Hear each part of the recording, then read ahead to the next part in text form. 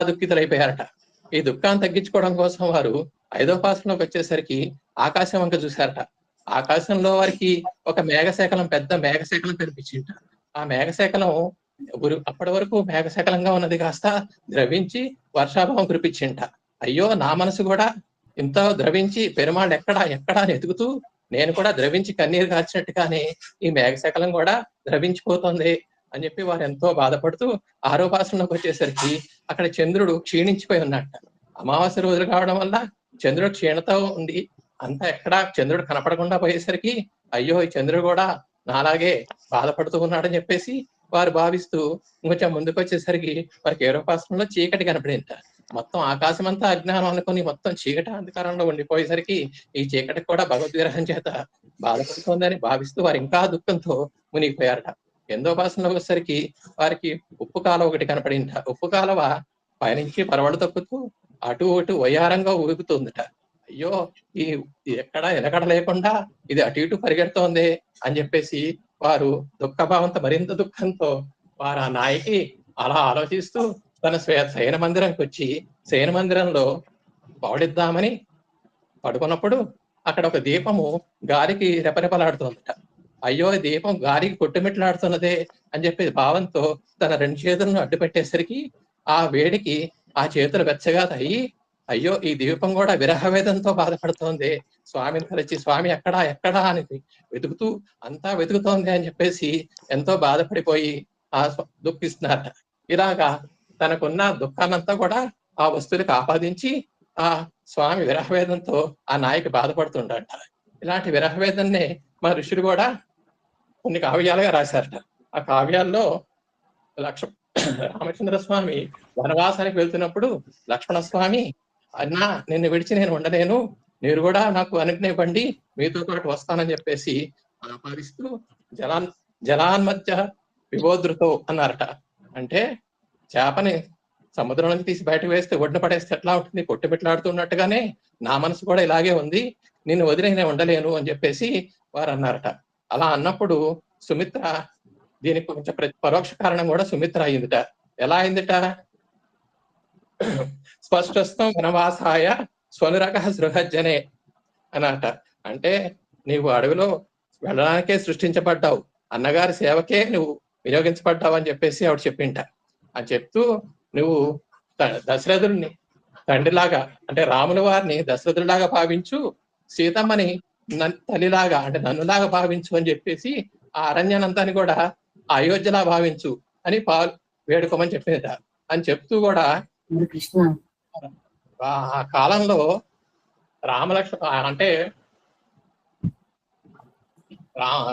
స్వామి ఎక్కడ వైకుంఠంలో ఎలా అయితే సేవించబడతాడో, లక్ష్మణ స్వామి ఎప్పుడు సేవించబడుతూ ఉంటాడో, ఆయన ఈ లక్ష్మణ స్వామి కూడా ఈ కాలంలో కూడా మానవ జన్మలో కూడా ఆ స్వామినే వెనకాల ఉండి నిరంతరం సేవిస్తూ ఉంటాడని చెప్పేసి ఇక్కడ మనం చెప్పుకోవచ్చు.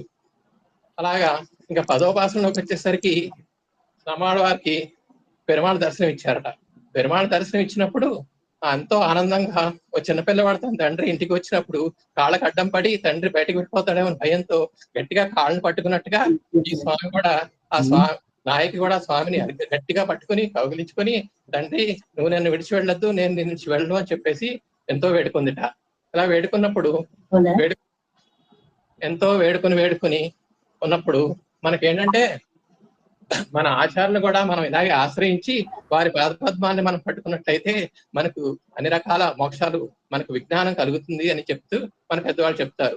ఆడవాళ్ళు ఎంతో ఆచారాలు ఎంతో దయగల వాళ్ళు అంటే ఎన్నో విషయాలను ఆకలింపు చేసుకొని అన్నిటినీ కూడా వాటిని అనుసంధానించి వాటిని చిన్న చిన్న విషయాలుగా మనకి అర్థమయ్యే రీతిలో, తగు రీతిలో చెప్తూ మనల్ని అనుగ్రహిస్తూ ఉంటారు.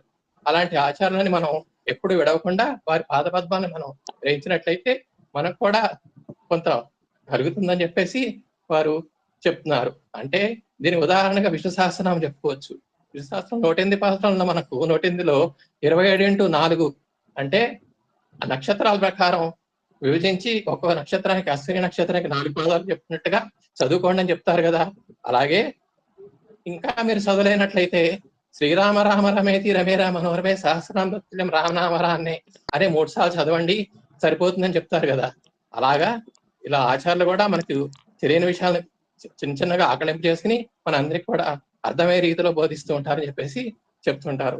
ఇంకా 11 ఫలశ్రుతికి వచ్చేసరికి, ఫలశ్రుతిలో ఎవరైతే ఈ 10 పరిసరాలను తిరువాయమజిని విడవకుండా సేవిస్తారో వారికి మోక్షం తప్పకుండా లభిస్తుంది అని చెప్పేసి నమ్మాడు వారు ఆజ్ఞించారట. ఇది ఫలశ్రుతి. స్వస్తి. దాసుడు జై శ్రీమన్నారాయణ. జై శ్రీమన్నారాయణ. ధన్యవాదాలు స్వామి. ఇంకా 5 సెకండ్లు మిగిలి ఉందండి మీకు. ఆయన చాలా చాలా చాలా అద్భుతంగా చెప్పారు. మాకు ఆ నమ్మాళ్ళ వార్ల ఆర్ద్రత అంతా మీ కంఠంలో కనబడింది. మాకు కొటాలబరిలో నెక్స్ట్ ఇయర్ కి ఒక ప్రవచన చెప్పేటువంటి వాళ్ళు ఒక దొరికారనే ఆనందం కూడా కలిగింది.